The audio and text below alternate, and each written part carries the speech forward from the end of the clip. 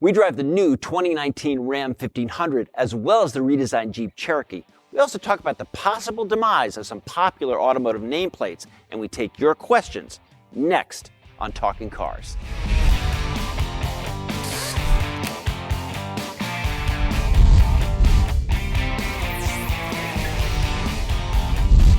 Hi, welcome to the show. I'm Mike Quincy. I'm Ryan Pizlakowski. I'm Gabe Sanhar. So industry reports of major automakers talking about canceling really popular nameplates. Ryan, can you give us a little bit more in detail about this? Yeah, so reports, speculation, this isn't confirmed by any of them yet, but the Sonic, the Ford Fiesta, the Taurus may be going away.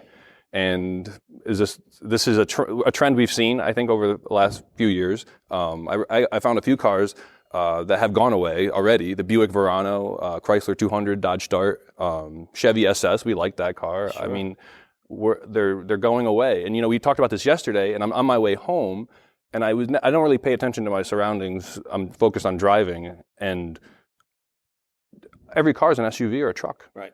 Like almost every car. I don't know. People aren't buying them, so they're slowly going away, I guess. I mean, when you think about general sales figures, SUVs, pickup trucks seem to always be dominating what people are buying. It's what the market is going. But Gabe, tell me, are we suffering from SUV fatigue?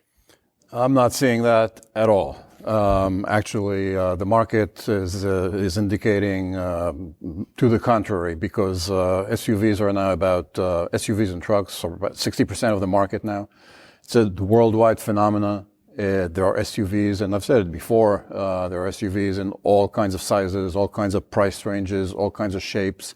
So they're not only fashionable, but they also bring some advantages, practical advantages of ease of access, sitting a little higher, having the all-wheel drive, like Ryan said. It's interesting you talk about a worldwide phenomenon, because we have our Ford EcoSport. Am I saying it? EcoSport? Hold on.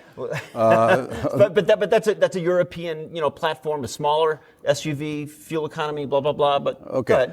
But those nameplates that are being dropped, I mean, it's the writing's on the wall. It's not only because of SUVs, but it's also because they're small players. They're long in the tooth. I mean, the Ford Taurus is a 10-year-old car.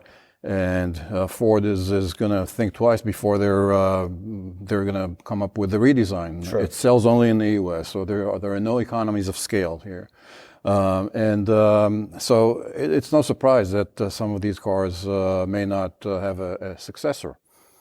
So the reason I reacted about the global comment was, SUVs, you should be kind of like just an American phenomenon, and on American roads and American fuel prices, which compared to most of the world was a lot lower. But as we're seeing now, maybe people aren't buying small cars, but they're still buying small SUVs. Well, they're making these SUVs tiny. They make them every size, as you mentioned earlier. You can get the EcoSport. And it's from a Fiesta, basically, and then it just from there grows into any size you want. It's endless. I mean, Mazda will come out with small SUVs. Nissan will come out with small SUVs. I mean, Mazda has a CX-3. I mean, the whole class of subcompact SUVs is growing. The Nissan Kicks is coming in a few months, and so it's not going to be a surprise if Nissan cancels one of their Versas. So this is what's going on, and it's not only a U.S. phenomenon; it's a worldwide phenomenon. Right. Also, those subcompact small cars, manufacturers, don't forget, manufacturers had a mandate to meet some CAFE standards, fuel economy standards. Now, with the move towards electrified propulsion, whether it's a hybrid, plug-in hybrid, or pure electric vehicle, they can achieve that with electrification, so they don't have to rely so much on subcompacts that nobody in the U.S. is buying. And there's no reason for anybody to buy these cars here in the U.S. because parking is not a problem, fuel is cheap, and I mean, if they're city cars in other parts of the world, doesn't mean much to the American consumer. And the EPA rules might be changing, but concerning what people are buying and their anxiety about that could have something to do with proposed trade wars, tariffs coming on. People might be maybe overreacting to this whole thing. Oh, if the price of steel goes up and the price of cars goes up, oh my God, should I panic? Should I go out and buy a car right now? I mean, what kind of advice would you give people reacting to something like this? I wouldn't get too excited about it yet. Certainly these things can affect, the tariffs and the fuel prices they can affect your car purchase, but nothing's happening yet. I wouldn't get too excited. I wait it out a little bit and see. That's my personal. We're kind of waiting to see, what goes on between Washington and Beijing. Don't make a rash decision. I wouldn't panic about that.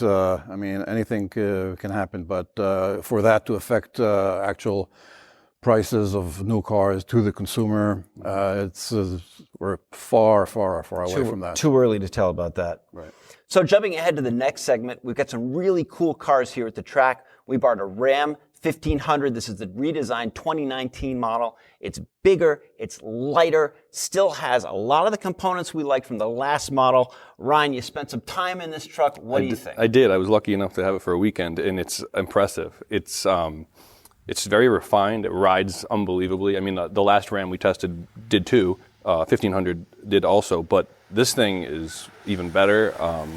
The engine and drivetrain, the transmission, it's smooth. It's a real pleasure to drive. It's like driving almost a luxury SUV in the sense that it rides so well. It's still a truck, but it rides so well, and it's just quiet and silky smooth. I was blown away by it.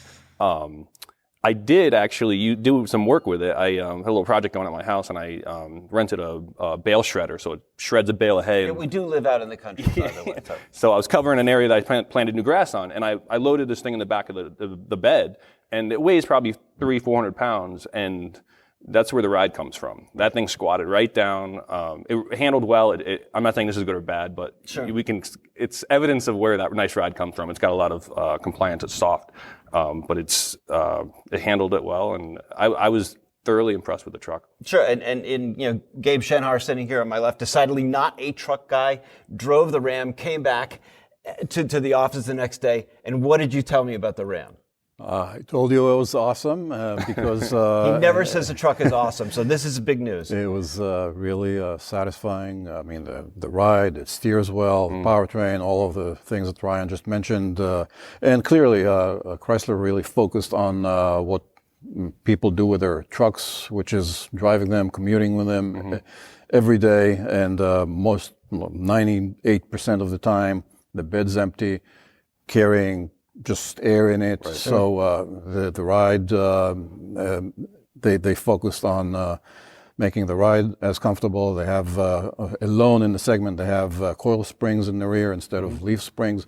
So it may not optimize payload capacity as much as other competitors, but for ride comfort, it's great. Luckily the things that we liked about the last one, they didn't mess up. They still have good Uconnect control system. The 5.7 liter V8 is still silky smooth, sounds great. We talk about the fuel efficiency of the V6 engines in the Ford F-150. They have their place in the world. But for some reason, there's just nothing like a big Brawny V8. But don't forget, the Ram is bringing you mild hybrid technology, 48 volt, which is basically a better way of doing a stop-start. Yep. So that's standard on the 3.6 V6 and optional on the 5.7 V8. So that's, and Chrysler says that's going to bring about 10% fuel economy advantage to the V8. Sure. And we'll have more on this when we get our own model. Yes, we're waiting until that mild hybrid system is available, which is a month or two away, and then we're going to buy our own Ram. That should be real interesting. Sure. Another popular vehicle we have at the track is the Jeep Cherokee. This is the new 2019 model. Got a lot of new components going on. Some efforts for fuel efficiency, particular. Can you fill us in? Yeah, so it's a midlife freshening for the Jeep Cherokee. It's a pretty popular car, and we tested two of them in the past. One with the very lackluster 2.4 four-cylinder, and the other with a 3.2 V6. Now they're bringing a third engine, a 2-liter turbo, and this is what we bought. And correct? This is what we bought exactly, and And also, the Cherokee is a little bit repositioned. The Jeep lineup is a bit realigned now that they have a Compass and a Renegade. So it's clearly fitting better between a Compass and a Grand Cherokee. In mid-30s, most of them typically equipped. So it's a little positioned above the mainstream small SUVs, and slightly below the real luxury name brands but I mean, SUVs. we spent about $37,000 for our car. How do you think it drives? It's okay. I wasn't excited about the last one, and I'm not excited about this one. It's kind of lackluster. It's the steering's a little vague. It shifts a little slow. It's just. And the interior is kind of nice. I was impressed with that. It felt a little more premium than the last one, but. I don't know. Yeah, I'm not excited about it. And Gabe, you had it for a weekend, put a whole bunch of miles. Yeah, I spent like a whole weekend, put about 250 miles on it, and I have to say the 9-speed automatic transmission is still neither smooth nor responsive. Sometimes there are instances where you're, like from a rolling stop, for instance, trying to get back in traffic, and you feel like you're dead in the water. And nothing, you wait and you wait. And which is about a second or two, but it seems like it's forever. And there's no real urgency, even though it's a 2-liter turbo with all the right numbers on paper. But it's it leaves a lot to be desired. Another SUV for people to consider. We're not just talking cars; we're talking SUVs. So yeah, I think the Jeep name will definitely help to sell this. It'll get people into the showrooms. But of course, I mean it's the allure of the Jeep brand and the styling, which is now a little less polarizing. I mean, if you remember, originally it had those squinty headlights, and now it appears a little more conventional. So that might help it. Not lost on Jeep. They know what they've got with that brand. So next up, we're going to get to your questions. First up is a video question, and let's have a listen. Hey, Consumer Reports, what's up? I love watching Talking Cars. My first comment is, why does it look like on the last 2 or 3 episodes that Jake is drinking beer? Volkswagen has been plagued by reliability issues for a quarter of a century at minimum. Since they have announced that their fleet is going to go all electric, do you think that will solve their reliability issues because you have less parts of an engine under the hood? Or do you think that their reliability issues will continue? VW going to all electric, and what about reliability issues? Can you talk about that? Yeah, let's first of all dispel the notion of VW going all electric. Similar announcements were made by Volvo and Mazda, and headlines were a little misleading. All electric, blah blah blah. So the reality is that a lot of manufacturers in a few years will use electrification in their powertrain. Where most of it is going to be mild hybrid, which is a better way of doing stop-start. Some of it is going to be hybrid. Some of it plug-in hybrid, and the minority of the offerings are going to be pure electric vehicles. But reliability, I mean, that's anybody's guess. Yes, pure electric vehicles have less moving parts. He's right about that, our friend from Texas. But it's anybody's guess. Usually also it's important to mention reliability problems we're seeing are all about not the powertrain, but electronics and infotainment and power equipment. But compared to some of the real stalwarts in Consumer Reports reliability surveys, VW is running a little hot and cold. You're never quite sure what you're going to get with VW. Yeah, it's a little spotty, but that said, look at Audi. Audi, which is a VW, in the family of VW, has shown in recent years pretty good reliability. Yeah, and not just a one-off. They've been pretty good for a couple of years now. The last part of your question concerns what is Jake drinking. There's a lot of speculation about this. We've talked about it before, but we're going to cover it one more time. He's drinking tea. It's tea. It's tea. It's tea. It's not 5 o'clock here. It's 5 o'clock somewhere. But we're not allowed to, drink silly things while we're doing this podcast. But it's happy hour anyway. But Jake is honestly just drinking tea. His own specially fermented tea. We love these video clips. Please keep them coming. We have another way for you to send us your videos. If you have an iPhone, you can text us at talkingcars@icloud.com. This should make it really easy for you to send us your video clips. And as always, you can also submit videos to consumerreports.org/talkingcars. Now we can get on to some of the other questions. And this is actually a really common one that we get a lot. I'm looking to buy a used car with a budget of maximum of $15,000. Should I go for a 2 to 3 year old used car or a much older 6 to 10 year old car? I'll be paying cash, so would prefer to buy one that costs less, but can go up to $15,000 if it allows me a lower cost of ownership. So Gabe, used car, 15, low cost of ownership. What's your advice? Oh, definitely go with the 2 to 3 year old car, low mileage, a car that still has a lot of life in it, and there are a lot of choices that are pre-owned off of lease.